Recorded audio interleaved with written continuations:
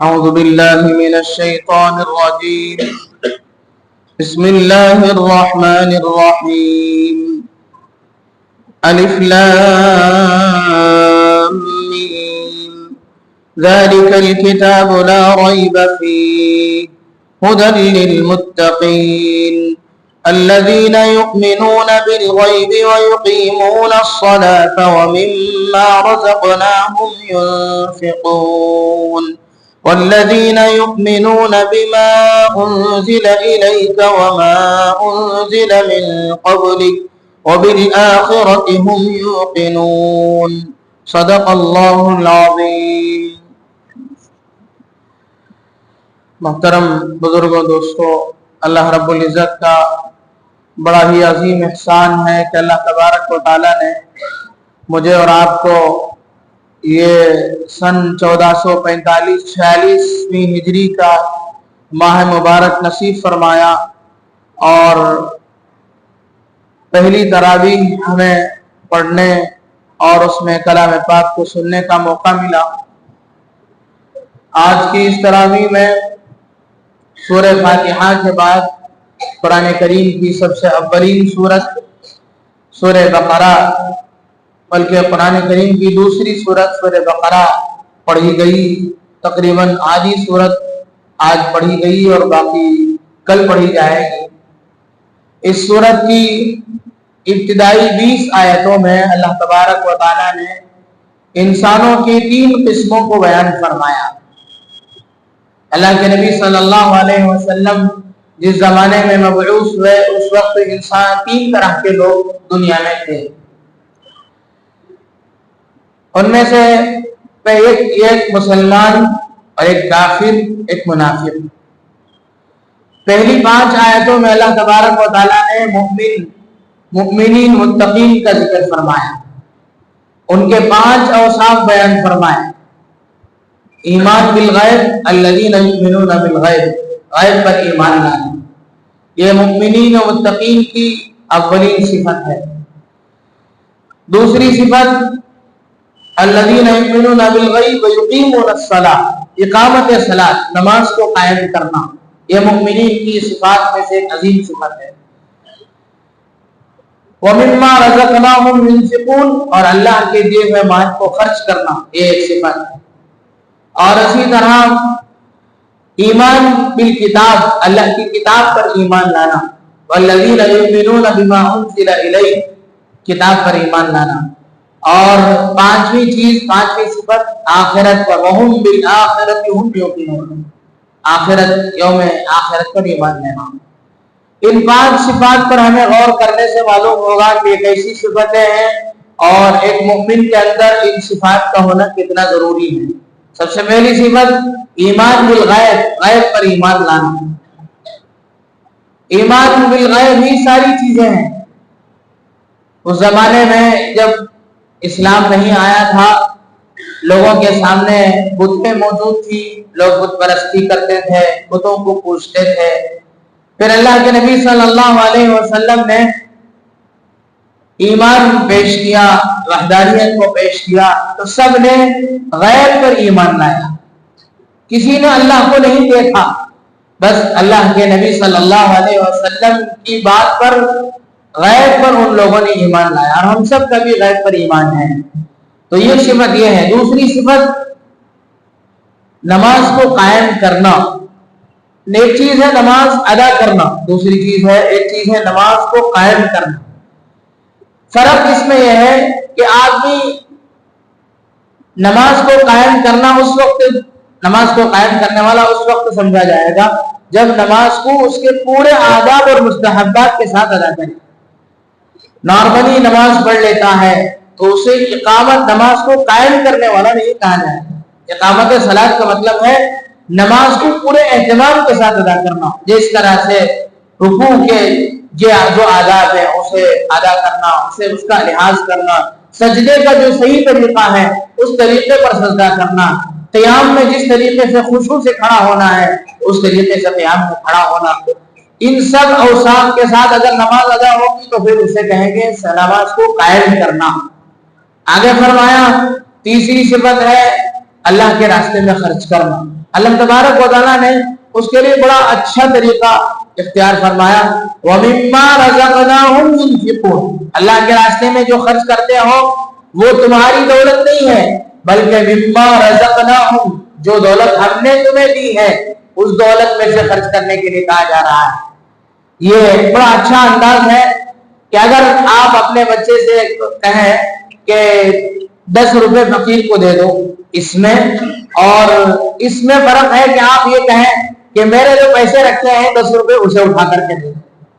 یعنی یہ جو مال ہے وہ اللہ کا دیا ہوا ہے، اپنا نہیں ہے۔ جب یہ اس بات کا ہمیں یقین ہو جائے گا تو ہمارے لیے اللہ کے راستے میں خرچ کرنا آسان ہو جائے گا۔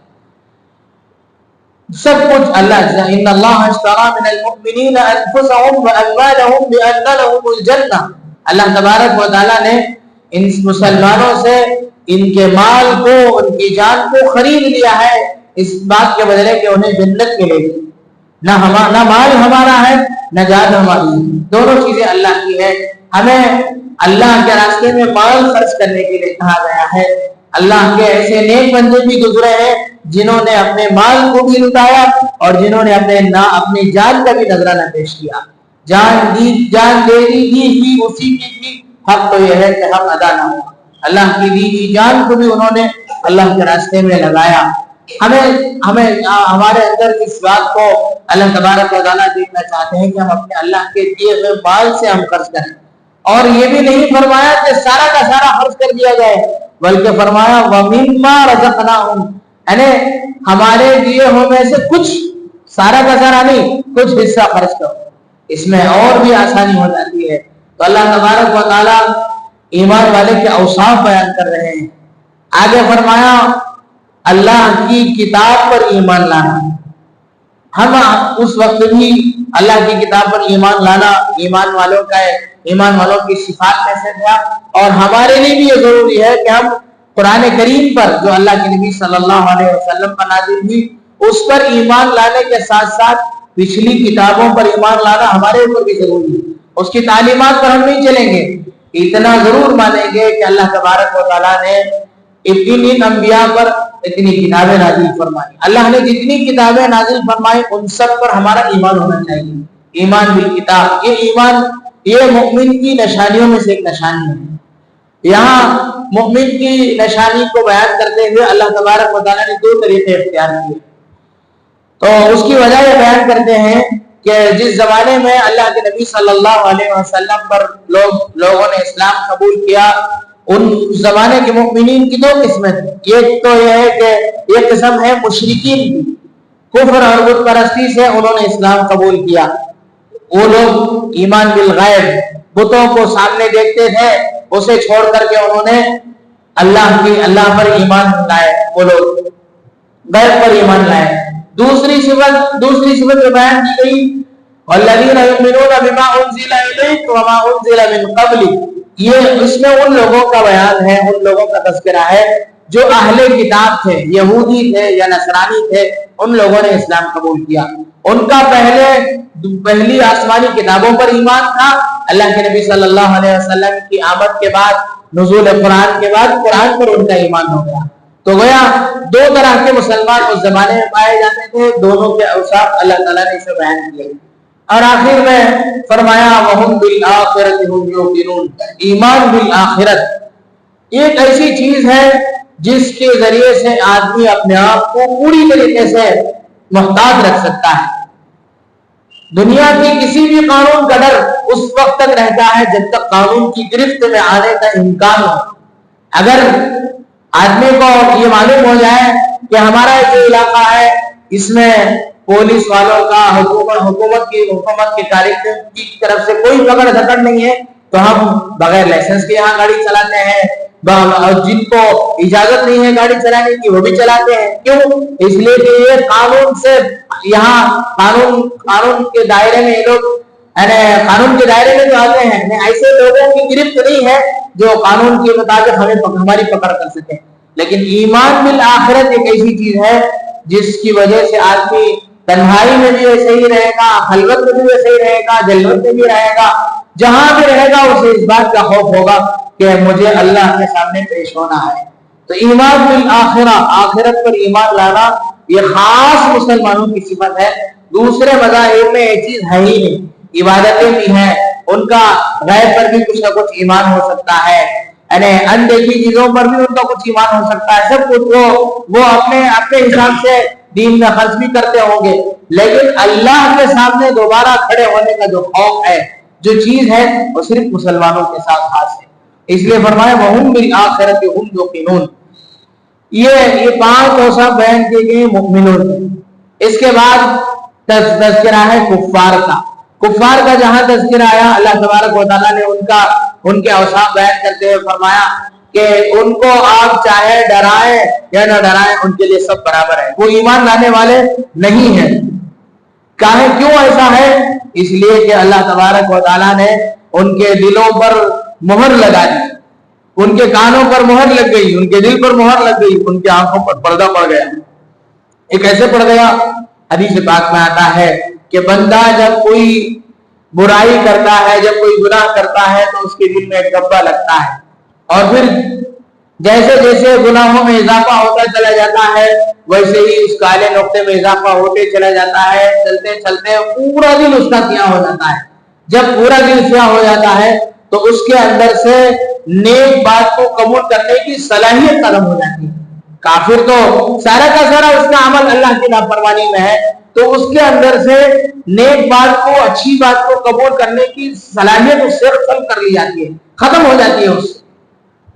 ایسا نہیں ہے کہ اللہ تبارک و تعالیٰ نے اسے توفیق نہیں دی، بلکہ اس نے اپنے اعمال کی وجہ سے اس کا عمل ایسا تھا مسلسل، جس کی وجہ سے اس کے دل پر مہر لگ گئی۔ اسی لیے اللہ کے نبی صلی اللہ علیہ وسلم نے فرمایا کہ مؤمن کی شان ہونی چاہیے کہ جیسے ہی ان سے کوئی گناہ ہو، سب سے پہلے وہ اپنے گناہ سے توبہ کرے، تاکہ جو دل میں سیاہ دبا لگا ہے وہ ختم ہو جائے۔ تو یہ کفار کی کیفیت بیان کی گئی۔ تیسری قسم ہے منافقین۔ تیسرے اس کے بعد کی جو آیات ہیں ان میں اللہ تبارک و تعالیٰ نے منافقوں کے بارے میں بتلایا۔ ایک مستقل اس وقت ایک ٹیم تھی، موجود تھی۔ ایک تو مکے میں صرف 2 ہی لوگ تھے، یا تو کٹر قسم کے مسلمان ہیں یا کٹر قسم کے کافر۔ اللہ کے نبی صلی اللہ علیہ وسلم جب مدینہ منورہ تشریف لے گئے تو وہاں کچھ لوگ ایسے تھے جن کی سرداری تھی، جن کا سب کچھ چلتا تھا۔ اللہ کے نبی صلی اللہ علیہ وسلم جیسے ہی مدینہ تشریف لے گئے تو سب نے آپ کی سرداری کو قبول فرمایا۔ ان لوگوں سے یہ رہا نہیں گیا، اور ان سے یہ بھی نہیں ہو سکا کہ یہ ڈٹ کر کے آپ علیہ الصلوۃ والسلام کا مقابلہ کر سکے۔ اس لیے ان لوگوں نے تیسرا راستہ اختیار کیا کہ ظاہر میں ایمان، اندر سے کافر تھے یہ لوگ۔ ان کے بارے میں اللہ تبارک و تعالیٰ نے بہت سی باتیں بیان فرمائی۔ اللہ کے نبی صلی اللہ علیہ وسلم کی مستقل آیات میں یہ اگلی اس کے بعد کی آیت میں اللہ تبارک و تعالیٰ نے ان کے اوصاف بیان فرمائے کہ جب یہ اپنوں کے پاس ہوتے تھے تو وہ ان سے کہتے تھے کہ ہم تمہارے ہیں، جب مسلمانوں کے پاس آتے تھے تو کہتے تھے کہ ہم تمہارے ہیں، اور ان کا یہ خیال تھا کہ ہم اللہ کو، اللہ کے رسول کو، مومنوں کو دھوکہ دے رہے ہیں۔ اللہ تبارک و تعالیٰ فرماتے ہیں کہ وہ لوگ یخادعون اللہ والذین آمنوا وما یخدعون الا انفسهم، بلکہ وہ ان مومنین کو یا اللہ کو دھوکہ نہیں دے رہے ہیں، بلکہ خود اپنے آپ کو دھوکہ دے، خود دھوکے میں ہیں۔ اللہ کے نبی صلی اللہ علیہ وسلم نے ان کے اوصاف بیان فرمائے۔ حدیث پاک میں بیان فرمایا آیت المنافق ثلاث، 3 چیزیں منافق کی نشانیاں ہیں۔ اذا حدث كذب واذا وعد اخلف واذا اؤتمن خان، جب بات کرے جھوٹ بولے، اذا حدث كذب، جب بات کرے جھوٹ بولے، یہ منافق کی نشانی ہے۔ وَإِذَا وَعَدَ أَخْلَفَ، جب بھی وعدہ کرے وعدے سے پھر جائے، ایک منافق کی نشانی ہے۔ تیسری نشانی فرمائی وَإِذَا اؤْتُمِنَ خَانَ، جب اس کے پاس کوئی امانت رکھی جائے وہ خیانت کر کے رہے گا۔ دوسری ایک اور حدیث میں اللہ کے نبی صلی اللہ علیہ وسلم نے ایک اور وصف بیان فرمایا وَإِذَا خَاصَمَ فَجَرَ، جب بھی جھگڑا ہوگا گالیاں بکنے لگے گا۔ یہ بھی منافق کی علامتیں اللہ کے نبی صلی اللہ علیہ وسلم نے فرمائی۔ آج بھی اگر ہم دیکھیں کہ یہ ساری علامتیں یا ان میں سے اکثر علامتیں کسی کے اندر ہے تو یہ عملی نفاق کو کہا جا سکتا ہے، ایمانی نفاق اس زمانے میں نہیں ہے۔ حضرت حذیفہ بن الیمان رضی اللہ عنہ جو اللہ کے نبی صلی اللہ علیہ وسلم کے رازدار سمجھے جاتے تھے، انہوں نے فرمایا کہ نفاق اور منافق ہونا یہ اللہ کے نبی صلی اللہ علیہ وسلم کے زمانے کے ساتھ خاص ہے، اس لیے کہ اسی زمانے میں لوگ نفاق ایمان کو ظاہر کرتے تھے، دل میں نفاق کو چھپائے رہتے تھے۔ اس کے بعد کے زمانے میں نہیں، اس کے بعد کے زمانے میں تو مسلمان ہے یا کافر ہے۔ اسی کو امام بخاری رحمۃ اللہ علیہ نے نقل کیا ہے۔ اب ہم لوگ دیکھتے ہیں بعض لوگوں کا رویہ ایسا ہوتا ہے کہ سامنے کچھ ہوتے ہیں، پیچھے کچھ ہوتے ہیں، ان لوگوں کو ہم لوگ اپنے طور سے ان کو منافق کہتے ہیں کہ یہ منافق ہے، سامنے دیکھنے میں اچھا رہتا ہے، پیچھے جا کے ہمارے خلاف بولتا ہے۔ اللہ کے نبی صلی اللہ علیہ وسلم نے اسے حدیث کی اصطلاح میں ذو الوجہین کہا، دو چہرے والا۔ حدیث پاک میں دو چہرے رکھنے کی سخت ممانعت ہے، اور جو آدمی دو چہرہ رکھتا ہے اس کے سلسلے میں سخت وعید ہے۔ آپ علیہ الصلوۃ والسلام نے فرمایا ان من شر الناس یوم القیامہ، قیامت کے دن سب سے بدترین انسان وہ ہوگا جو دو چہرے والا ہو۔ آج لوگوں کے پاس سامنے ایک چہرہ ہو، پیچھے کچھ کر رہا ہو، ایسے آدمی کو اللہ کے نبی صلی اللہ علیہ وسلم نے فرمایا کہ اس کا قیامت میں سب سے برا حشر ہوگا۔ بعض لوگوں نے فرمایا حالہ حال المنافق، اس کی حالت ویسی ہی ہے جیسے منافقوں کی حالت۔ اور منافقوں کے بارے میں فرمایا گیا کہ جہنم کا سب سے نیچے جو طبقہ ہے اس طبقے میں منافقوں کو ڈالا جائے گا۔ تو یہ 20 آیتوں کا مختصر سا خلاصہ ہوا۔ اللہ تبارک و تعالیٰ سے دعا ہے کہ اللہ تبارک و تعالیٰ قرآن کریم کی ایک ایک آیت کو ہمیں سمجھنے کی توفیق نصیب فرمائے۔ آمین وآخر دعوانا الحمدللہ رب العالمین۔ الحمدللہ رب العالمین۔ اللہم صلی علی سیدنا محمد وعلى آل سيدنا محمد وبارك وسلم عليه اللهم سلمنا لرمضان وسلم رمضان لنا وتسلمه منا متقبلا۔ اللہ ہمارے گناہوں کو معاف فرما دیجئے، خطاؤں سے درگزر فرما دیجئے۔ اللہ مبارک ساعتیں مبارک گھڑیاں شروع ہو چکی، اللہ صحیح قدردانی کی توفیق نصیب فرما۔ اللہ بہت سے لوگ جن کے عید کے کپڑے بھی سل گئے تھے، جنہوں نے رمضان کی تیاری بھی کر لی تھی، اللہ کل وہ دنیا سے رخصت ہو گئے۔ آج صبح بھی وہ کئی لوگ ایسے تھے جن کو رمضان دیکھنا نصیب نہیں ہوا۔ اے اللہ آپ نے یہ مبارک مہینہ ہمیں دیا ہے، صحیح قدردانی کی توفیق بھی نصیب فرما۔ اے اللہ صحیح قدردانی کی توفیق بھی نصیب فرما۔ اللہ ہمیں اس رمضان کو ایسے گزارنے والا بنا کہ گویا ہماری زندگی کا یہ آخری رمضان ہو۔ پتہ نہیں کس ہم میں سے کتنوں کا یہ آخری رمضان بھی ہو سکتا ہے۔ اللہ تیرا خوف ہمیں نصیب فرما۔ مؤمنین کے جو اوصاف بیان کیے گئے ان اوصاف سے ہمیں مالا مال فرما۔ منافقین اور کفار کے جو اوصاف بیان کیے گئے اللہ ان سے ہم سب کی حفاظت فرما۔ ہماری دعاؤں کو محض اپنے فضل و کرم سے نبی پاک صلی اللہ علیہ وسلم کی صدقۃ و فعل میں قبول فرما لیجئے۔ وصلی اللہ تعالی وسلم علی خیر خلقہ محمد وآلہ واصحابہ اجمعین برحمتک یا ارحم الراحمین والحمد للہ رب العالمین۔